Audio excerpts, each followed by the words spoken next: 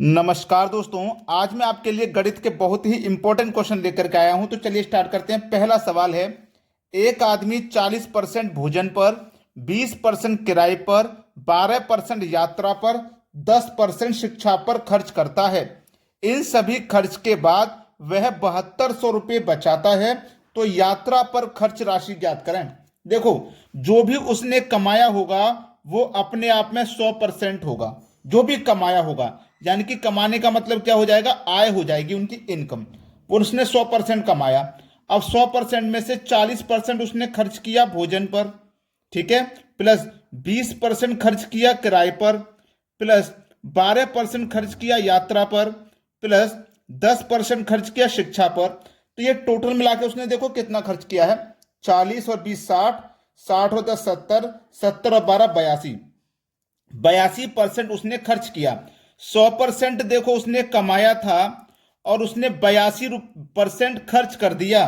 तो 100 में से 82% उसने खर्च कर दिया, तो बचा कितना? आप कहोगे सर 18% बचा। तो प्रतिशत में बचा 18% और रुपए में बचा है, देखो 7200 रुपये बचा है। प्रतिशत में 18% बचा, रुपए में 7200 बचा। तो 18% की वैल्यू 7200। तो 1% की वैल्यू कितनी हो जाएगी? 18 से कटा दो, 18 चौक 72, 2 जीरो 400।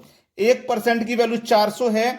उसने हमसे पूछा था कि उसने यात्रा पर खर्च कितना किया है। उसने देखो यात्रा पे 12% खर्च किया है। तो 1% की राशि 400 है, तो 12% की राशि हमको बतानी है। ठीक है, तो क्या करेंगे हम यहाँ पे 12 का 400 से गुना करेंगे। 12 चौकू 48 और 2 जीरो, यानी कि उसने 4800 रुपये खर्च किए हैं यात्रा पे। 1% का मान 400, तो 12% का 4800। ये आपके सवाल का बिल्कुल सही जवाब हो जाएगा। अब देखते हैं अगला प्रश्न। अगला प्रश्न है, जब एक भिन्न के अंश में 10% की वृद्धि और हर में 20% की कमी होती है, तो परिणामी भिन्न 5/8 हो जाता है। मूल भिन्न क्या है? बहुत अच्छा सवाल। देखो, मैं आपको बताता हूं, भिन्न में क्या होता है, अंश बट्टे हर होता है। भिन्न भिन्न क्या होती है? अंश के बट्टे में अंश हर। ठीक है, अब देख लेना, जब एक भिन्न के अंश में 10% की वृद्धि हुई, तो जो भी पहले से भिन्न होगी वो अपने आप में 100% होगी, और उसमें 10% की वृद्धि हो जाएगी तो 110% हो जाएगी। भाई, अंश में 10% की वृद्धि हुई है तो अंश में 10% की वृद्धि, अंश पहले से 100% होगा, 10% की वृद्धि हो गई तो 110% हो गया। ठीक है, हर में 20% की कमी हुई है, तो हर पहले से 100% होगा, 20 की कमी हो गई तो 80% बचेगा हर। उसके बाद में परिणामी भिन्न का मान 5/8 हो जाता है। प्रतिशत से तो प्रतिशत कट जाएगा, ठीक है, और फिर से हम इसे कटाएंगे। देखिएगा, ये 0 से 0 कट जाएगा, ठीक है, 0 से 0 कट जाएगा। अब यहां पे क्या हो जाएगा? चलिए, क्रॉस मल्टीप्लाई हो जाएगा। 11 अट्ठे 88, ठीक है, 8 पंजे 40, ठीक है, इस तरीके से। अब देखो 88 है और इधर 40 है। अब यहां पे क्या हो जाएगा, इधर 88 इधर 40, तो क्या करेंगे, 88 की वैल्यू 40 है, तो यहां पे हम क्या करेंगे, 40 में इस 88 से भाग करेंगे। ये वाली संख्या कहां जाती है? इधर आके बटे में आ जाती है, तो 88 को यहां से हटा दो। अब इसको कटा दो, 8 पंजे 40, 8 से कट जाएगा 11 बार में, 5 के बटे में 8। आपके प्रश्न का बिल्कुल सही जवाब हो जाएगा। क्लियर है ना सभी को प्रश्न? अब देखते हैं अगला सवाल। अगला सवाल है, जब एक आयत की लंबाई में 20% की वृद्धि होती है और चौड़ाई में 10% की कमी होती है, तो उस आयत के क्षेत्रफल में प्रतिशत परिवर्तन ज्ञात करें। देखो, यहां पे मैं आपको बता देता हूं, जो भी लंबाई होगी अपने आप में 100% होगी, और जो भी चौड़ाई होगी वो भी अपने आप में 100% होगी। ये बात आप जानते हैं, पहले से जो है वो रहेगी अपने आप में 100%। अब होता क्या, लंबाई में 20% की वृद्धि, लंबाई पहले से 100 है, 20 की वृद्धि हो गई तो लंबाई 120% हो जाएगी। चौड़ाई में 10% की कमी है, पहले से चौड़ाई 100 थी, 10 की कमी हो गई तो चौड़ाई भैया कितनी रह जाएगी? 90% रह जाएगी। इतना क्लियर है ना? अब आपसे पूछा उस आयत के क्षेत्रफल में प्रतिशत परिवर्तन ज्ञात करें। यह है आपके सवाल का आंसर, आपको लेके आना है, यह आपका प्रश्न है।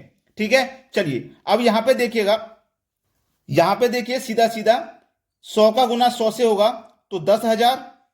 ये पहले की लंबाई और चौड़ाई है, ये बाद की लंबाई और चौड़ाई है, तो बाद का मल्टीप्लाई करो, 12 निम्मा 108, और ये 2 जीरो आ जाएंगे, यानी कि 10,800। तो पहले से 10,000 थी, बढ़ के 10,800 हो गई। तो कितनी बढ़ गई भाई? आप बोलेंगे सर 800 बढ़ी है। कितनी पे बढ़ी है 800? आप बोलेंगे सर 10,000 पे बढ़ी है। और इसी को अगर हमें प्रतिशत में बताएंगे तो 100 से गुना करेंगे। तो 2 जीरो से तो 2 जीरो ये कट गए, और 2 जीरो से 2 जीरो ये कट गए। कितना है? 8%। तो हमें प्रतिशत में परिवर्तन बताना है। अगर ये प्लस में आया है तो 8% की वृद्धि हो रही है, अगर माइनस में आता तो 8% की कमी होती। क्लियर हुई बात? अब देखते हैं अगला सवाल। अगला प्रश्न है, एक परीक्षा में राम अधिकतम अंक का 30% प्राप्त करता है और 80 अंकों से फेल हो जाता है।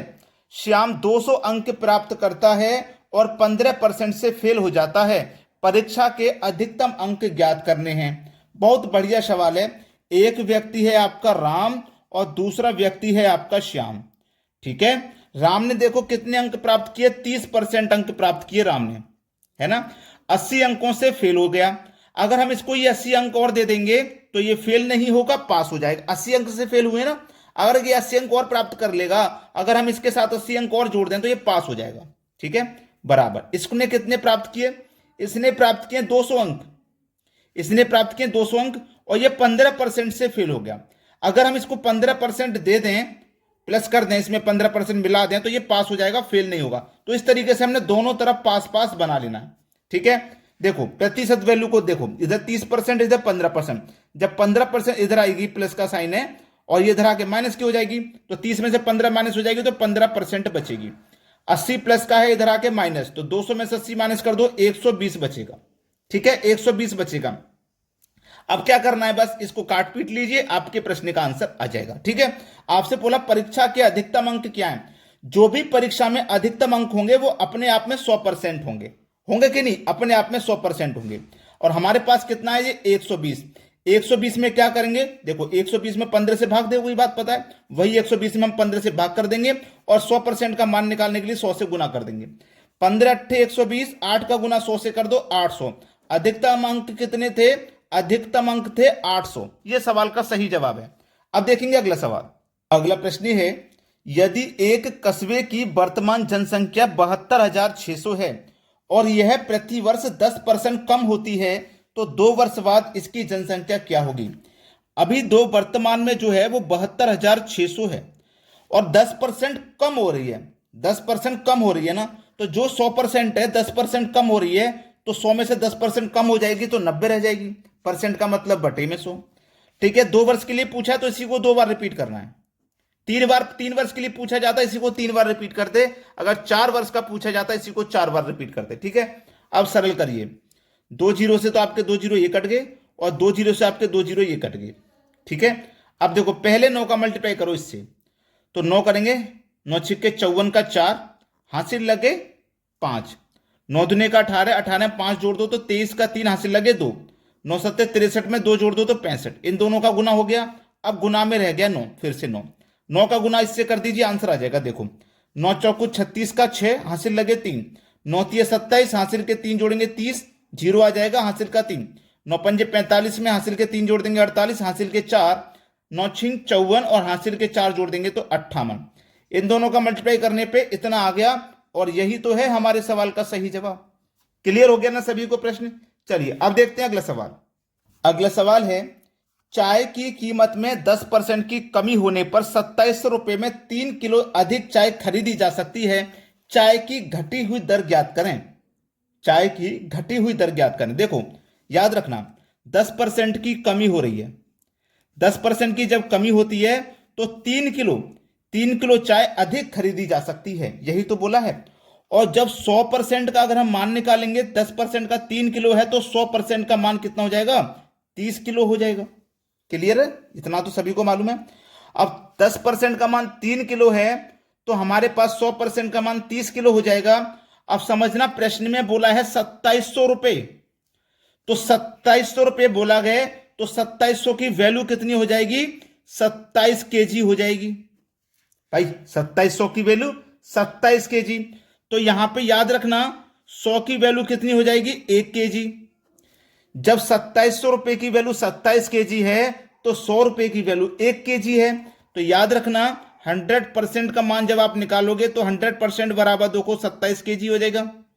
देखो 2700 रुपए में 3 किलो अधिक चाय खरीदी जा सकती है और 2700 का मान कितना, 27 किलो, यानी कि 27 किलो जो भी है वो अपने आप में 100% है और उसके बदले में हमको 27 किलो चीनी मिल रही है। ठीक है, 27 किलो चाय हम खरीद रहे हैं, तो याद रखना 2700 बराबर कितना है, 30 किलो है। 2700 में हम 27 किलो खरीदते थे, लेकिन 10% की कमी होने पर हमको 3 किलो और मिली, तो 27 में हम 3 और जोड़ देंगे तो हमें 30 किलो मिलेगी। क्लियर होना इतनी बात? तो बस इसको सरल कर लो, आंसर आ जाएगा। 0 से 0 कट गया, 3 एकम 3, 3 निम 27, यानी कि 10। तो देखो यार 90 बराबर कितने के हो जाएगा, 1 केजी के हो जाएगा, यानी कि 90 रुपए में हमें कितनी मिलेगी, 1 केजी मिलेगी। 90 रुपए में 1 केजी। पहले देखना 100 रुपए में हमें 1 केजी मिल रही थी, अब 90 रुपए में 1 केजी मिली है, तो 100 रुपए से 90 रुपए हो गए, तो कितने का अंतर आया, 10 रुपए का अंतर आया। कितने का अंतर आया, 10 रुपए का अंतर आया। हमसे पूछा है घटी दर ज्ञात करें, तो घटी हुई दर 10 रुपए है, यानी कि 10 रुपए कम हुए हैं। समझ में आ गया ना? अब आपको समझ में आ गया सब कुछ, तो भाई लाइक कर देना हमारे लिए। ठीक है, धन्यवाद।